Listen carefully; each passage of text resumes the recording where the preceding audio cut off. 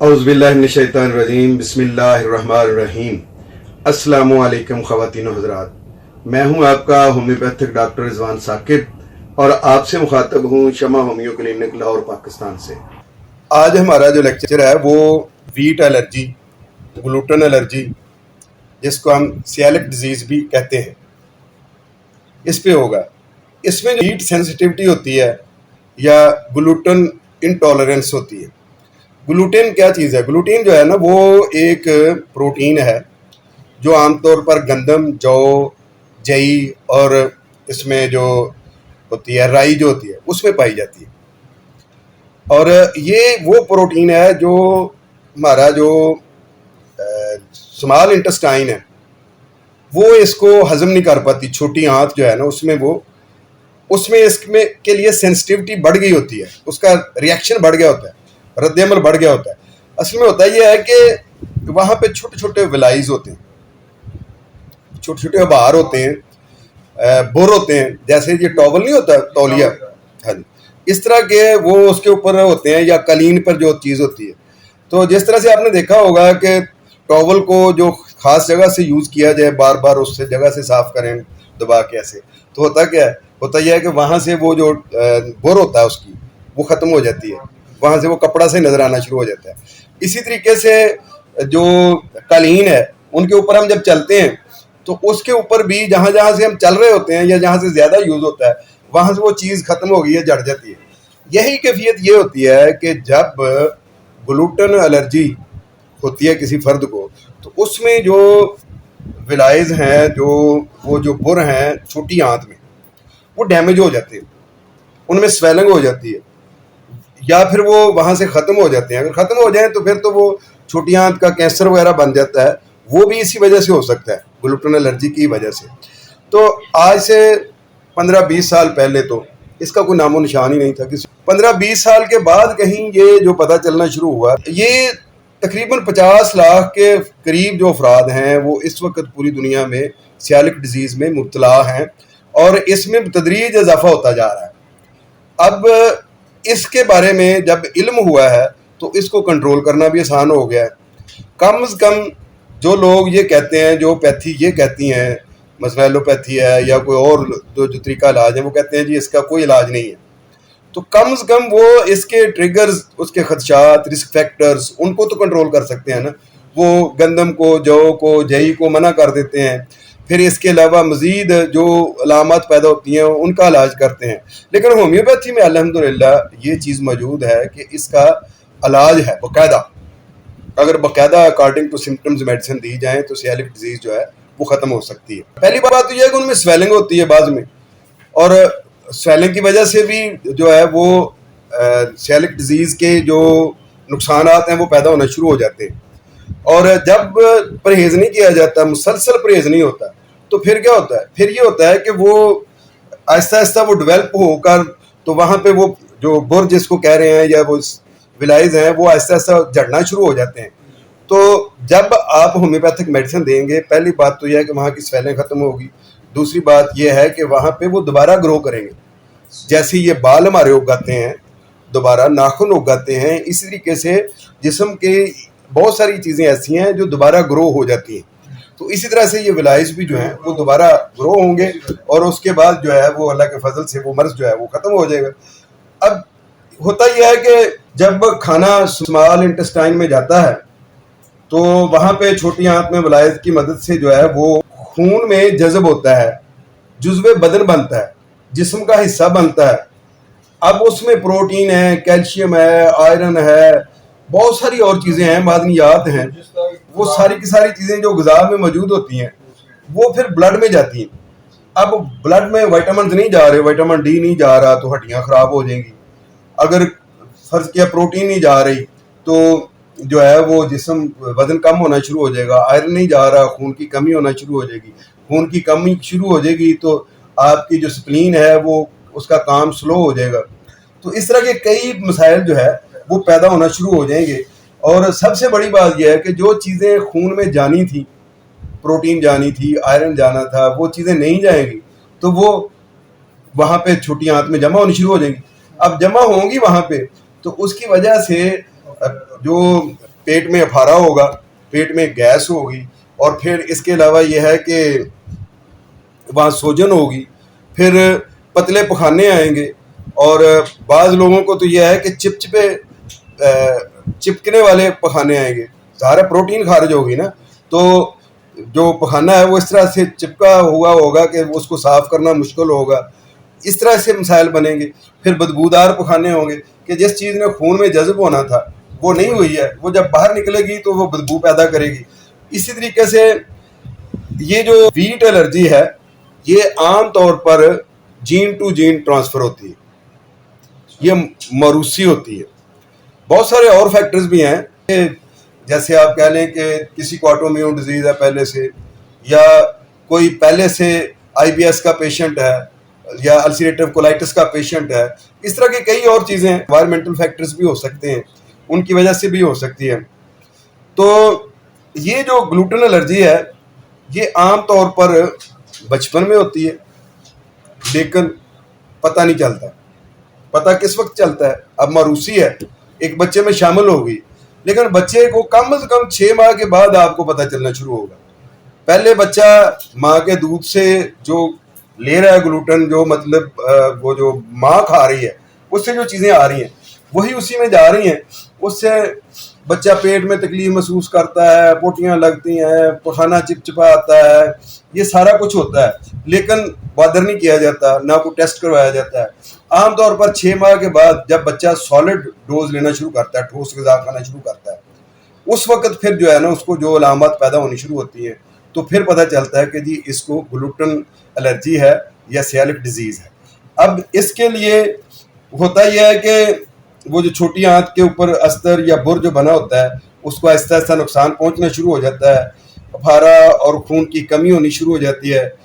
और अगर ये एलर्जी बहुत देर तक रहे और इसका बाकायदा इलाज या परहेज़ ना किया जाए तो फिर बड़ी संगीन पेचीदगियाँ भी पैदा हो जाती हैं, जैसे कद और नशोनुमा का रुक जाना, हड्डियों का टेढ़ा हो जाना, या हड्डियों का टूटना शुरू हो जाना, बुरबरा हो जाना, मैदे और आंतों का कैंसर।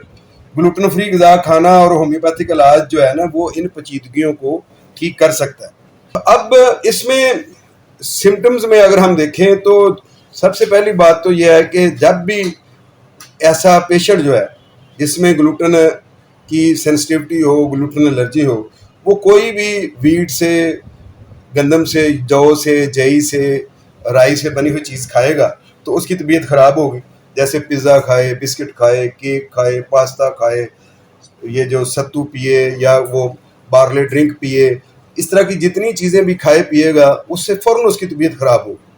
अब जब उसकी तबीयत ख़राब होगी तो उससे यकीनन शक होगा, और फिर उसके टेस्ट बहुत सारे होते हैं, वो करवाने से भी पता चल जाता है, और आमतौर पर डॉक्टर जो है वो डायग्नोज करके ही बता देता है कि जी इसको सेलिक डिजीज़ है या ग्लूटेन एलर्जी है। इसमें यह है कि लूज मोशन है वो शुरू हो जाते हैं गेहूं खाने से, गंदम खाने से, या जौ की रोटी खाने से। जौ की रोटी हजम नहीं होती है या गेहूं की रोटी हजम नहीं होती है, गैस होती है, ब्लोटिंग होती है, डकार आना शुरू हो जाते हैं आवाज़दार, और कमज़ोरी बढ़ती चली जाती है, दांत खराब होते हैं, और चेहरा पीला हो जाता है, स्किन की प्रॉब्लम होती है, मुख्तलिफ किस्म की स्किन की प्रॉब्लम्स होना शुरू हो जाती हैं, डायरिया है, क्रैम्स हैं, कड़ाल पड़ना शुरू हो जाते हैं, वॉमिटिंग है, नोज़िया है, इसकी अलामत पैदा होती हैं। जो ही पेशेंट जो है वो कोई भी गंदम की बनी हुई चीज़ खाएगा तो उसको इस तरह की चीज़ें जो है ना वो पैदा हो जाएंगी। इस तरह से जॉइंट में पेन है, और सर दर्द है, हेडेक शुरू हो जाती है। और जो लोग एच पेलोरी या आईबीएस के सिम्टम्स रखते हैं उन लोगों को ये जो एलर्जीज़ हैं वो ज़्यादा होती हैं। उसकी वजह यह है कि जब वो लोग एच पेलोरी में मुब्तला होते हैं तो ज़ाहिर है उनकी स्मॉल इंटेस्टाइन और लार्ज इंटेस्टाइन वो काम नहीं कर रही होती। आईबीएस में भी लार्ज इंटेस्टाइन और स्मॉल इंटेस्टाइन का माल फंक्शन होता है, जिसकी वजह से ये प्रॉब्लम्स होती हैं। और जिन लोगों को डिप्रेशन होता है उनको भी ये जो इसकी अलामत हैं ग्लूटेन एलर्जी की या सेलिक डिजीज़ की वो ज़्यादा हो जाती हैं, और एंजाइटी में ये चीज़ बढ़ जाती है। अब बच्चे में तवज्जो की कमी होती है, तवज्जो नहीं दे रहा बच्चा किसी काम पे, तो उस वक्त डॉक्टर जो है ना वो समझ आता है कि इसको ग्लूटेन एलर्जी भी हो सकती है। यानी बच्चा अपने काम में लगा हुआ है, आप उसको आवाज़ें दे रहे हैं, कुछ कह रहे हैं, उसको कोई तवज्जो नहीं है, कोई पढ़ाई की तरफ तवज्जो नहीं है।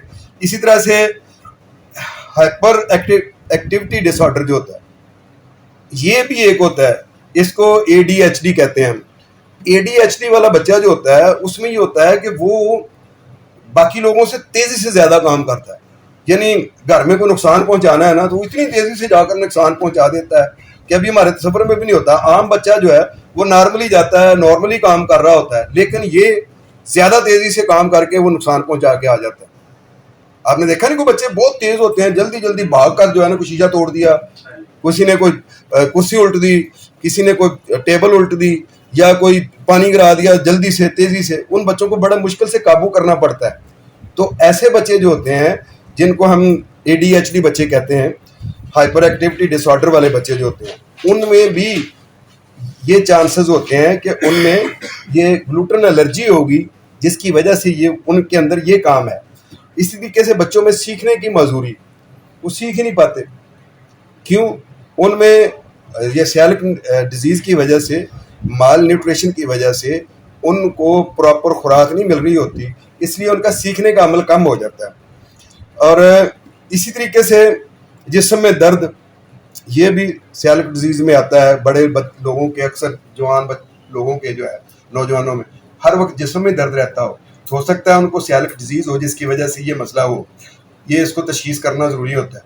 जिस्म पर दाने और हाथों का, पाँव का अकड़ जाना, जैसे मिर्गी के दौरों में होता है, इस तरह से होना। हार्ट बर्निंग, ये चीज़ भी जो है। जॉइंट पेन, ये भी मैं आपको बता चुका हूँ। इस तरह की जो प्रॉब्लम्स होते हैं, इस तरह से स्किन पर रैशेस जो है, ये भी इसकी अलामत में होता है। और बाज़ औक़ात बच्चों में कब्ज़ भी हो जाती है, ये भी इसकी अलामत हो सकती है। लेकिन वज़न कम होता है, लेकिन बाज़ औक़ात ज़रूरत से ज़्यादा वज़न बढ़ना शुरू हो जाता है, फूलना शुरू हो जाता है, जैसे कि जो चीज़ें जैसे में नहीं जानी थी, अब्ज़ॉर्ब नहीं होनी थी, वो ज़्यादा अब्ज़ॉर्ब होना शुरू हो गई। इस तरह से गैस्ट्रिक डिसऑर्डर होता है, ऑस्टियोपोरोसिस होता है, ऑस्टियोमलेशिया होता है, अनएक्सप्लेन्ड अनीमिया होता है। अनएक्सप्लेन्ड अनीमिया ये होता है कि जिसकी काज की समझ ना आए, जिसका ये ना पता चले कि ये अनीमिया क्यों हुआ है। तो इस तरह का अनीमिया जो है वो भी, इस LFTs जो है वो डिस्टर्ब हो जाते हैं। जो जिगर के जो टेस्ट हैं हमारे, वो डिस्टर्ब हो जाते हैं। खारिश होती है जिस्म पर, ख़ास तौर पर ये कोहनियों पर और ये जो घुटनों पर, टखनों पर और पीछे, इस तरह की जो खारिश होती है ना, ये आमतौर पर तिली में खून की कमी की वजह से होती है। और उंगलियों में सुनपन, झुनझुनाहट, बलूगत में तख़ीर, लड़कियां हैं या लड़के हैं, उनमें वो बलूगत का अमल जो है जिस उम्र में हो जाना चाहिए उसमें नहीं होता है। और बाज़ दफ़ा तो यह है कि अगर ये ज़्यादा मसला हो जाए तो बेऔलादी का मसला, औरतों में भी मर्दों में भी, इनफर्टिलिटी या स्टेरिलिटी, दोनों में से कोई भी मसला बनता है। और तवाज़ुन के मसाइल के लुढ़खड़ाते फिरना, कभी इधर को गिर रहा है, कभी उधर को गिर रहा है, तो ये मसला भी बनता है। और पखाने आमतौर पर झागदार होता है, स्टूल जो होता है। और असाबी निज़ाम की कमज़ोरी, असाबी निज़ाम में दिमाग से लेकर जिस्म के हर हिस्से की जो है ना कमज़ोरी, हाथों और पाँव में बेहिस्सी, झुनझुनाहट, तिली का काम कम करना, हाइपोस्प्लीनिज्म भी जिसको बोलते हैं। तो ये मसाइल जो है ना वो बनते हैं। अब आते हैं कि इसके काजेज़ क्या है, यानी वजूहात क्या हैं जिसकी वजह से ये होता है। ग्लूटेन और दीगर अवामल जीन के साथ मिलकर सेलिक बीमारी का सबब बन सकते हैं। पहली बात तो ये है। दूसरी बात यह है कि ये ऑटो इम्यून डिजीज़ है। जैसे बाकी ऑटो इम्यून डिजीज़ के काजेज़ अननोन अब तक समझे जाते हैं कि इनकी को पता नहीं चला कि सबब क्या है। इस तरह से ये भी है। अब फुलवैरी के बारे में भी कई लोग ये कहते हैं कि जी ये मछली खाने से हो जाती है, मछली खाने के बाद दूध पीने से हो जाती है, तो ऐसा नहीं है। ये जो है वो ऑटो इम्यून डिजीज़ है। किसी वक्त भी जो है बॉडी के सेल जो है वो डायरेक्शन को, गलत डायरेक्शन दे दें कि ये जो बॉडी में सेल्स आए हैं ये हार्मफुल हैं, लिहाजा इनको मारना चाहिए, तो उनको मारना शुरू कर देती है। लिहाजा गुड सेल्स को जब हमारे ही जो मदाफती सेल है वो किल करना शुरू कर दें तो वो ऑटो इम्यून डिजीज़ होती है। और ये भी एक ऑटो इम्यून डिजीज़ है। इसी तरीके से ये इसको ह्यूमन डिजीज़ भी कहा जाता है, क्योंकि ये जेनेटिकली प्रॉब्लम है जो विरासती तौर पर मुंतकिल होता है। इस तरह से डायबिटीज़ टाइप 1 में जो प्रॉब्लम्स होते हैं उसकी वजह से भी ये सियालिक डिजीज़ हो सकती है। डायबिटीज़ के बारे में मैंने अपनी जो है ना वीडियोस डिटेल से दी हुई हैं कि डायबिट 1 क्या है, डायबिटीज़ 2 क्या है, गेस्टेशनल डायबिटीज़ क्या है, तो उसको आप लोग देखें ताकि आपको पता चले कि डायबिटीज़ कितने टाइप की होती है और उसका क्या क्या इलाज है और उसका और इस मर्ज़ का दोनों का आपस में लिंक क्या है। इस तरह से डाउन सिंड्रोम से भी ये मसला हो जाता है कि जिन बच्चों को, जो बच्चे डाउन सिंड्रोम होते हैं उनको भी सियालिक डिजीज़ हो जाती है। डाउन सिंड्रोम पे भी मेरी वीडियो है, उसको आप देख सकते हैं, उससे पता चलता है। इस तरह से वायरल इन्फेक्शन की वजह से भी हो सकती है और बैक्टीरियल इन्फेक्शन की वजह से भी, अगर छोटी आंत में बैक्टीरिया है, वायरस है कोई, और इस तरह से एडिसन डिजीज़ जो है उसकी वजह से भी ये हो सकता है। अर्थराइटिस की वजह से भी हो सकता है, वाइटलिगो की वजह से भी हो सकता है। मैं इनकी डिटेल नहीं बता रहा। अर्थराइटिस जो है वो जोड़ों का जो मर्ज होता है वो है, वाइटलिगो फुलबेरी है, लिकोडर्मा जिसको कहते हैं हम। इस तरह से ये सारी, और इस तरह से ड्यूरिंग प्रेगनेंसी भी ये मसला हो जाता है। और डिलीवरी के लिए जो सर्जरी की जाती है या कोई भी सर्जरी हो उसकी वजह से भी, कोई भी पेट की सर्जरी हो उसकी वजह से भी ये प्रॉब्लम पैदा हो सकता है।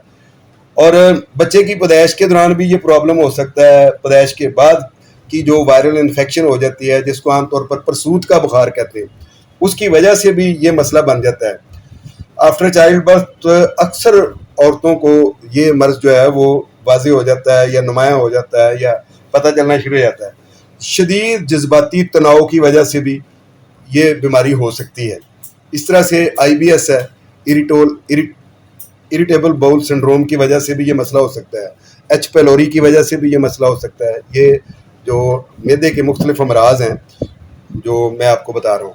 टाइफाइड के बाद भी ये मसला हो सकता है क्योंकि टाइफाइड आमतौर पर अंतड़ियाँ कमज़ोर हो जाती हैं। जब आंतें कमज़ोर हों तो फिर मैदा ख़राब होता है। मैदा ख़राब होने के बाद ऑटोइम्यून डिजीज़ के आने का खदशात ज़्यादा होते हैं।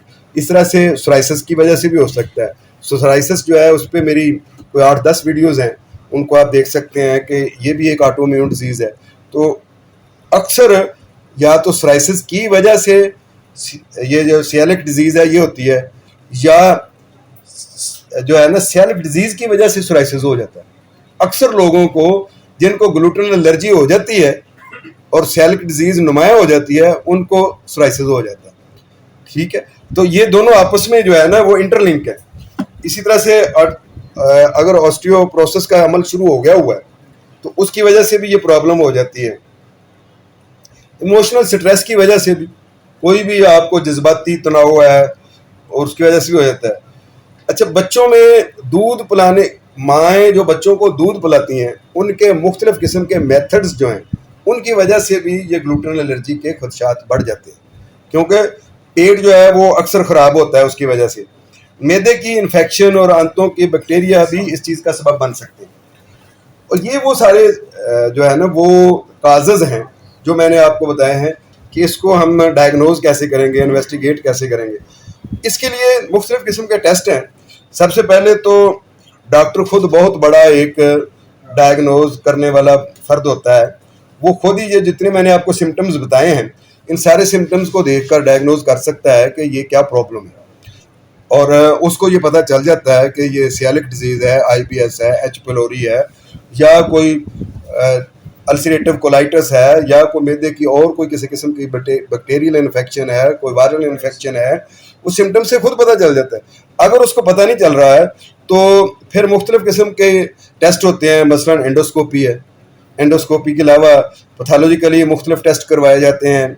बायोप्सी है वो होती है, आयरन टेस्ट होता है, फेरिटिन टेस्ट होता है, विटामिन B12 टेस्ट होता है, विटामिन D टेस्ट होता है, फोलेट टेस्ट होता है। इस तरीके से C रिएक्टिव प्रोटीन टेस्ट होता है। अगर कोई इन्फ्लेमेशन आ गई है उसके अंदर तो फिर C रिएक्टिव प्रोटीन टेस्ट होता है। CBC होता है जिसके ज़रिए से हमें अनीमिया, ESR वगैरह का पता चल जाता है। इसके अलावा लिवर के टेस्ट होते हैं मुख्तलिफ किस्म के, जिसमें ख़ास किस्म का लेफ्टीज टेस्ट है जिससे ये पता चलता है। और अगर उससे कोई गुर्दों को नुकसान पहुंच रहा हो सियालिक डिजीज़ से तो फिर हमारा किडनी के टेस्ट होते हैं जिसमें RFT होता है, जिसमें हमारे मुख्तलिफ किस्म के टेस्ट RFT में आ जाते हैं, रीनल फंक्शनल टेस्ट में, तो वो करवाए जाते हैं। सिंपली हम अल्ट्रासाउंड भी करवा सकते हैं। अल्ट्रासाउंड के ज़रिए से भी बहुत सारी चीज़ों का पता चल जाता है, स्प्लीन का, लिवर का, और फिर पेंक्रियाज का। फिर इसके अलावा यह है कि लार्ज इंटेस्टाइन की कंडीशन का, स्मॉल इंटेस्टाइन की कंडीशन का, स्वेलिंग का, मुख्तलिफ जगहों पे जो है उनका भी पता चलता है। एक होता है जो स्पेशल टेस्ट होता है, उसको कहते हैं ह्यूमन ल्यूकोसाइट एंटीजन टेस्ट। ये टेस्ट भी जो है वो बताता है कि ग्लूटेन एलर्जी या सियालिक डिजीज जो है वो किस लेवल पर है। इसके अलावा टिश्यू ट्रांसग्लूटामाइन एंटीबॉडी टेस्ट भी होता है।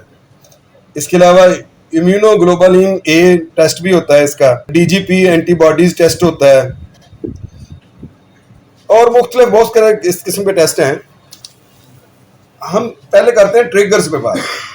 ट्रिगर्स में है खदशात। खदशात क्या है कि इस बीमारी के दौरान क्या क्या कुछ हो सकता है। अगर ये बीमारी आपको लग गई है खुदा न खास्ता, तो उस दौरान में आपको क्या क्या हो सकता है, ये ट्रिगर्स होते हैं। ट्रिगर्स में क्या है, कैल्शियम और विटामिन डी चूंकि कम अब्जॉर्ब होता है, इसलिए इनकी शदीद कमी हो सकती है, जिसकी वजह से बोन वीकनिंग होनी शुरू हो जाती है। बच्चों में हड्डियों की नरमी और बड़ों में हड्डियों का बुरबरापन आना शुरू हो जाता है। इसके अलावा ग़िज़ा का अब्ज़ॉर्ब ना होना, माल न्यूट्रिशन होनी शुरू हो जाती है, जिसकी वजह से छोटी आंत ग़िज़ाई अज़्ज़ा को जज़्ब नहीं कर पाती। ग़िज़ाइयत की कमी की वजह से खून की कमी शदीद होती है, बच्चा सुस्त हो जाता है, इवन फेंट कलर हो जाता है, बाज़ दफ़ा बेहोश भी हो सकता है, और नशोनुमा बिल्कुल सुस्त हो जाती है, कद बढ़ना रुक जाता है। इसके अलावा मिसकैरेज, अक्सर औरतों में अस्काते हमल हो जाता है, हमल गिर जाता है, तो उसकी वजह भी बाज़ दफ़ा जो है सियालिक डिजीज़ होती है।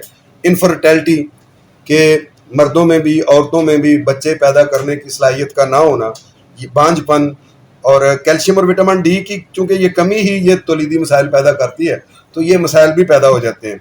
अच्छा, इसके अलावा लैक्टोज इंटॉलरेंस हो जाती है। लैक्टोज कहते हैं आमतौर पर दूध को। अच्छा, दूध की बनी हुई तमाम जो मसनूआत हैं वो भी नुकसान पहुंचाना शुरू कर देती हैं। जैसे एच पेलोरी में भी दूध की बनी हुई चीज़ें जो हैं वो हजम नहीं होती हैं। इसी तरीके से इसमें भी होता क्या है, दोनों में ही, एच पेलोरी में भी छोटी आंत जो है वही डैमेज होती है, और हमारे इसमें भी जो ग्लूटेन एलर्जी है, सियालिक डिजीज़ है, इसमें भी छोटी आंत ही मुतासर होती है। इसलिए दोनों सूरतों में ही जो है वो हमारे जो लैक्टोज इंटॉलरेंस पैदा हो जाती है, यानी दूध हजम नहीं होता। इसके अलावा कैंसर, छोटी आंत का, जो ग्लूटेन से पाक ग़िज़ा बरकरार नहीं रखते और होम्योपैथिक इलाज नहीं करवाते हैं, इनमें कैंसर की कई इकसाम पैदा होने का खदशा होता है। मसलन आंतों का लिम्फोमा और छोटी आंत का कैंसर वगैरह जो है ना वो इसमें होता है। अच्छा, नर्वस सिस्टम प्रॉब्लम्स जो है ना वो पैदा हो जाती हैं। मैंने पहले भी बताया आपको कि असाब पर कंट्रोल नहीं रहता, तो ये चीज़ें पैदा होती हैं। लबलबे की कारकर्दगी में ख़राबी पैदा हो जाती है। इसके अलावा स्प्लीन की, तिली की जो है सिस्टम में, काम में सुस्ती पैदा हो जाती है, ख़राबी पैदा हो जाती है। ये है उसके ट्रिगर्स। अब हम बात करते हैं रिस्क फैक्टर्स पे। रिस्क फैक्टर का मतलब ये होता है कि ये बीमारी किन लोगों को हो सकती है, सियालिक डिजीज़। जिनके ख़ानदान में ये बीमारी पहले से मौजूद हो उनको भी ये सियालिक डिजीज़ हो सकती है। जिनके ख़ानदान में जल्दी बीमारियां पाई जाती हों उनको भी ये हो सकती है। जिनके ख़ानदान में ऑटो इम्यून डिजीज़ पाई जाती हों उनको भी ये बीमारी हो जाती है। जिन अफराद को पहले से कोई ऑटो इम्यून डिजीज़ हो उनको भी ये बीमारी होने का खदशा हो सकता है। जिन अफराद को टाइप 1 डायबिटीज़ हो उनको भी ये बीमारी होने का खदशा हो सकता है। जिन अफराद को डाउन सिंड्रोम या टर्नर सिंड्रोम हो, ये भी सिंड्रोम की ही एक किस्म है, उनको भी ये मसला हो सकता है। जिन अफराद में थायराइड प्रॉब्लम हो, हाइपोथायराइडिज्म हो या हाइपरथायराइडिज्म हो, दोनों में से कोई भी प्रॉब्लम हो तो उनको भी ये हो सकता है। जिन अफराद को माइक्रोस्कोपिक कोलाइटिस हो, अंतड़ियों का जो, हाँ जी, अल्सरेटिव कोलाइटिस है, माइक्रोस्कोपिक कोलाइटिस है, तो उनको भी ये हो सकता है। जिन लोगों को एडिसन डिजीज़ हो, यानी गुर्दों के मसाइल हों, तो उन लोगों को भी ये बीमारी हो सकती है। अब देखना यह है कि इस बीमारी के अंदर ग़िज़ाई हदायत क्या हो सकती है। पहली बात तो यह है कि गंदम, जौ, जई, ये और इसकी बनी हुई तमाम चीज़ों को जब हम पेशेंट को मना कर देंगे तो हमारा इलाज आसान हो जाएगा। कॉर्न की ग्लूटेन फ्री होता है, जितनी भी ये मकई है इसका खाई जा सकती है। सोयाबीन ग्लूटेन फ्री होता है, ये खाया जा सकता है। दूध की तमाम प्रोडक्ट्स खाई जा सकती हैं। मैंने पहले बताया आपको कि दूध की इनटॉलरेंस हो जाती है, वो उस वक्त होती है जब गंदम इतनी खाना शुरू कर दे बंदा कि उसके बाद उसकी अंतड़ियाँ बिल्कुल ही ख़राब हो जाएं, तो फिर ये मसला होगा। लेकिन अभी आप दूध की तमाम प्रोडक्ट्स खा सकते हैं ऐसे पेशेंट। तमाम फ्रूट खाए जा सकते हैं, तमाम सब्जियां खाई जा सकती हैं, तमाम किस्म का गोश्त खाया जा सकता है। आइसक्रीम जिसके अंदर कोई मैदा शैदा ना मिक्स किया हो वो खाया जा सकता है। तमाम किस्म के अंडे खाए जा सकते हैं, आलू खाए जा सकते हैं, फलों के जूस पिए जा सकते हैं, बाजरे का आटा खाया जा सकता है, चावल का आटा खाया जा सकता है, मकई का आटा खाया जा सकता है, बेसन खाया जा सकता है, चरी का आटा खाया जा सकता है। तमाम वेजिटेबल ऑयल्स जो हैं वो इस्तेमाल किए जा सकते हैं। सरसों का ऑयल है, सोयाबीन का ऑयल है, सूरजमुखी का ऑयल है, जैतून का ऑयल है। मसूर की दाल खाएं, माश की दाल खाएं, मूंग की दाल खाएं, चने की दाल खाएं, बेसन का हलवा खाएं, बेसन के लड्डू खाएं, मछली खाएं, खुश्क मेवा जात सारे लें आप, खुश्क मसाला जात लें, अजवाइन, टमाटर, धनिया, कॉर्नफ्लैक, शहद, नमक, साबूदाने की खीर, खोपरा, नारियल, बादाम, किशमिश, custard, Coke, Fanta, Sprite, jellies, popcorn. मकई और चावल का आटा घर में या अलग चक्की से पिसवाएं। रोटी पकाने के लिए तवा और रुमाल गंदम की रोटी वाला इस्तेमाल ना करें। यानी इतना परहेज करना है कि वो तवा भी यूज नहीं करना जहां पे गंदम पकी है, वरना वो भी अंतड़ियों को खराब करेगा। अब परहेज क्या करनी है? जो चीजें बिल्कुल नहीं लेनी है। गंदम की रोटी बिल्कुल नहीं लेनी, जौ की बनी हुई कोई चीज नहीं लेनी है, जई की बनी हुई जिसको जवी भी बोलते हैं वो कोई नहीं लेनी है। हमारे अक्सर जो दोस्त है ना डॉक्टर हजरात, वो जो ही कोई पेशेंट बिल्कुल कमजोर, असाबी और जो जो है ना हाथ कांप रहे हैं जिसके, और जिसको जनाब खाया पिया लगता नहीं है, उसको आते ही सबसे पहले एवनेस्टेवा देते। अब अगर आपने डायग्नोज नहीं किया कि इसको सियालिक डिजीज है, एवनेस्टेवा तो उसकी सारी अलामत के मुताबिक बिल्कुल ठीक दवाई है। हाथ भी कांप रहे हैं, असाबी कमजोरी भी है, और वैसे ओवरऑल भी कमजोरी महसूस कर रहा है, इनफर्टिलिटी का केस भी है, और मर्दाना कमजोरी भी है, जो मर्जी उसको कह लें, जो चीजें भी हैं उसको सारी कमजोरियां पाई जाती हैं, और दिमागी कमजोरी भी है। तो अब उसको क्या करते हैं कि हम फौरी तौर पर क्या करते हैं, एवनेस्टेवा दे देते हैं।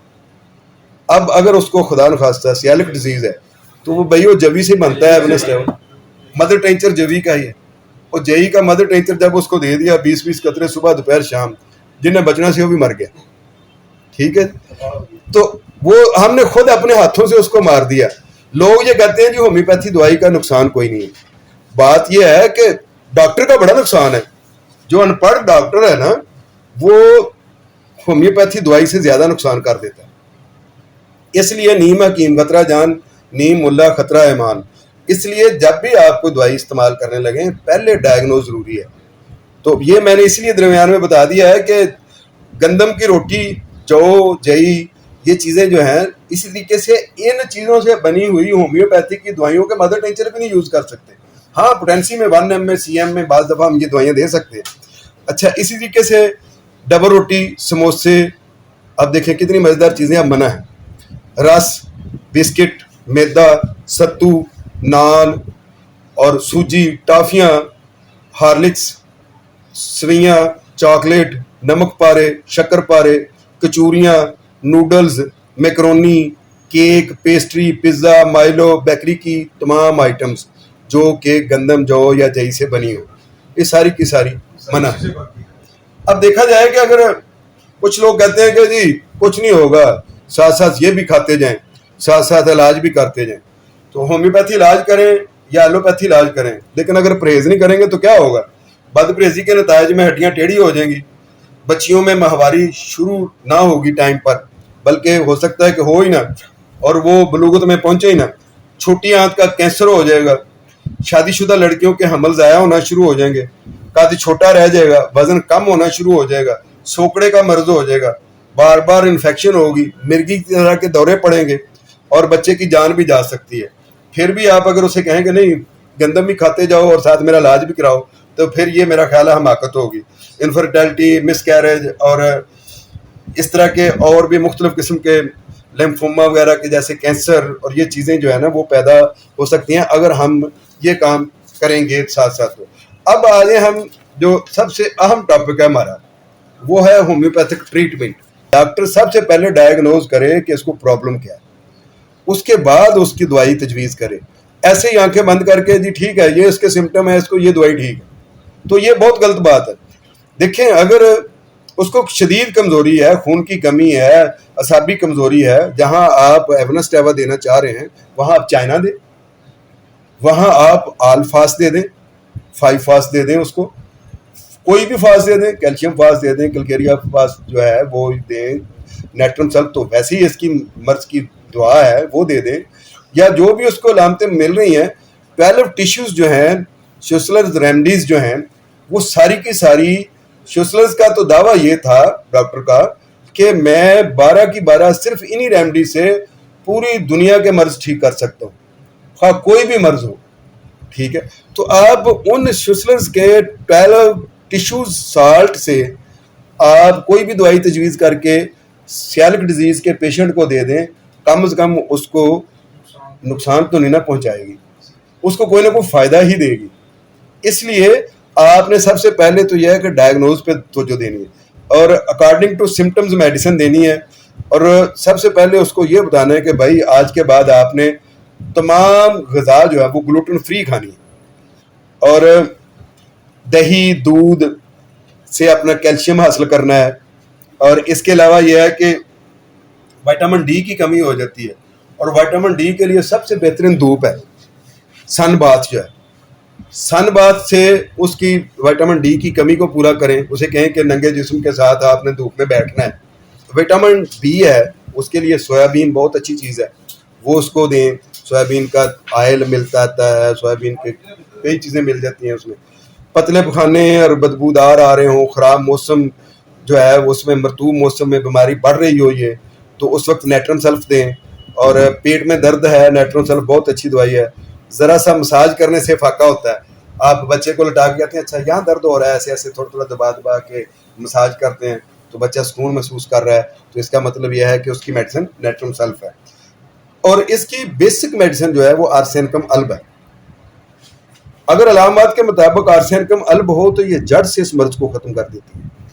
आर्सेनिकम अल्ब बेचैनी होती है, पतले दस्त आते हैं, बहुत ज़्यादा गर्मी का एहसास होता है, थोड़े थोड़े पानी की बार बार प्यास होती है, गैर हजमशुदा खुराक का अखराज होता है, पखाने के अंदर बाज़ दफ़ा खून आता है, खाने के बाद जो है वो तलखी सी महसूस होती है। और इसकी अगली मेडिसिन जो है, जो हम वरासती तौर पर भी जो मर्ज मुंतकिल हो रहे होते हैं उसमें लाइकोपोडियम है। लाइकोपोडियम में क्या है, लाइकोपोडियम सबसे पहले हमारे ज़हन में आता है कि गैस, जब भी गैस पैदा हो और वो खारिज ना हो तो ये मेडिसिन बहुत अच्छी है। किसी भी बीमारी में हो, खाना खाने के बाद डकार बहुत ज़्यादा है, ऊपर को गैस बहुत खारिज हो रही है, नीचे को नहीं जा रही, खाना खाने के बाद डकार बहुत ज़्यादा है, लोअर अब्डामन में गैस और दर्द। अब नाभ से नीचे दर्द तब भी होगा ना जब गैस भरी हुई होगी, तो नाभ से नीचे जो दर्द होता है उसको के लिए जो है ना ये बेहतरीन मेडिसिन है, ठीक है जी। और ऐसी गैस जो खारिज ना हो और ग्रीसी स्टूल, बदबूदार ग्रूस जो है ना जो स्टूल है वो आए। और कार्बोवेज में भी ग्रीसी स्टूल होता है, और कार्बोवेज इसकी दूसरी दवाई है। पेट फूला हुआ, पूरे पेट में गैस, शदीद कमज़ोरी, नकाहत और ठंडे पसीने, गैस का अखराज ऊपर की तरफ, डकार, दिल और दिमाग पर बोझ, ये सारी अलामतें जो है। इसके अलावा जो है ना हिस्टामिन, हिस्टामिन एक बहुत अच्छी मेडिसिन है, बहुत ही अच्छी। जहां भी कहीं आपके स्वेलिंग है, इंटरनल स्वेलिंग कहीं भी है, वहां आप सबसे पहली दवाई ये दें। हिस्टामिन भी जो है ना इंटरनल स्वेलिंग के लिए बहुत अच्छी दवाई है। शदीद सोजन कहीं भी है, ये एंटी इन्फ्लेमेटरी होती है, बड़ी ही बारीक किस्म की माइक्रोस्कोपिक जो है वो स्वेलिंग है और है शदीद है, जो सियालिक डिजीज में है। विलाइज जो है वो स्वेल किए हुए हैं, अब वहां दर्द भी शदीद हो रहा है, वहां स्वेलिंग भी शदीद है, तो हिस्टामिन को कैसे भूलेंगे। सुरानियम है, सुरानियम आपके उस सवाल का जवाब है कि पेशेंट आया है, पेशेंट ने आकर तो जितनी लामत बताई आपने उसको गंदम मना कर दी, अब वो अलामतें तो ठीक हो जाएंगी, अब क्या इलाज करना है, अब वह सुरानी है। अब आप उसकी जीन्स में जो चीज़ मुंतकिल हुई है उसको ठीक करने के लिए आए, तो उसमें सुरानियम बड़ा अच्छा काम करती है। सिनकोना है, ये चाइना है, ये बड़ा अच्छा काम करती है। डिप्थेरिनियम है, ये बड़ा अच्छा काम करती है। इसके अलावा काली कार्ब है, ये इसकी क्रॉनिक को भी ठीक करती है और इसकी एक्यूट अलामत को भी, यानी गैस बहुत पैदा हो लेकिन खारिज ना हो रही हो, पेट फूला हुआ हो, उस वक्त ये काम करती है। कालुसेंथ भी दोनों में ही काम करती है।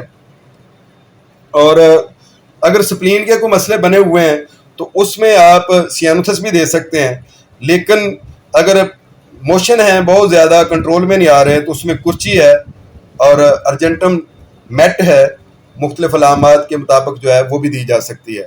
मेरा ख्याल है कि किसी एक दवाई को हम यहाँ डिस्कस करें कि ये ग्लूटेन एलर्जी के लिए मुफीद है तो वो मुश्किल है। आप अकॉर्डिंग टू सिम्टम्स मेडिसिन आपकी बदलती जाएंगी। ये कोई यहाँ ये कोई फिनोमिना नहीं है कि ये 3 में दवाइयाँ जो हैं इनको आप दे दें तो ये ग्लूटेन एलर्जी ख़त्म हो जाएगी। जैसे जैसे आप इलाज करते जाते हैं तैसे तैसे जो है ना वो दवाइयाँ बदलती जाती हैं। इसके लिए बेहतरीन काम ये होता है आप लोगों के लिए, जो स्टूडेंट्स हैं उनके लिए, कि आप कोई 4, 5, 10 केसेस जो हैं ग्लूटेन एलर्जी के किसी अपने माहिर डॉक्टर के ज़ेरे निगरानी चेक करवाएं, पूरा उसका इलाज करवाएं। जब वो 4-5 केस आपने करवाए होंगे, आप अपने पास रजिस्टर रखें कि इसकी अलामत ये थी, डॉक्टर ने ये दवाई तजवीज़ की, उसकी अलामतें ये तब्दील हुई, डॉक्टर ने ये दवाई तब्दील की, उसकी ये अलामतें तब्दील हुई, ये की। उन 4, 5, 10 केसों के बाद आपको ये पता चल जाएगा कि ग्लूटेन एलर्जी के केस को कैसे डील करना है, कैसे ठीक करना है। मेरी आपके कामयाब डॉक्टर बनने के लिए, आपके रोशन मुस्तकबिल के लिए ढेरों दुआएं आपके साथ हैं। बहुत शुक्रिया। अल्लाह हाफिज़। अस्सलाम वालेकुम। बराए करम हमारी हौसला अफजाई के लिए हमारा चैनल जरूर सब्सक्राइब कीजिए और बेल आइकॉन को प्रेस कर दीजिए ताकि हमारी हर नई वीडियो आपको वक्त पे मिल सके। शमा होम्यो क्लिनिक अब ऑनलाइन चेकअप की सहूलत भी फ्राहम कर रहा है। दुनिया के किसी भी कोने से अब आप घर बैठे किसी भी मर्ज के बारे में ऑडियो और वीडियो कॉल के जरिए मशवरा कर सकते हैं। मजीद मालूमात के लिए राब्ता कीजिए 0303 7578 803 0303 7578 803।